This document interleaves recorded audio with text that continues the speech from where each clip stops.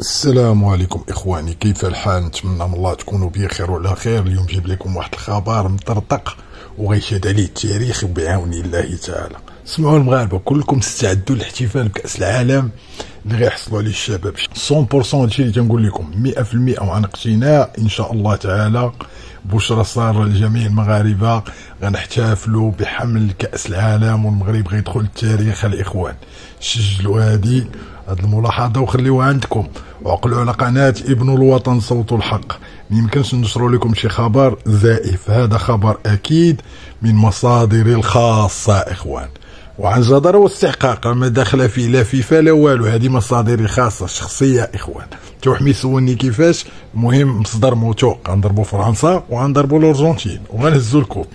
يلا ما تنساش لايك وشير، وعقلوا على قناه ابن الوطن. Mon cœur a fait ce choix, peur être la base, ma grille est là.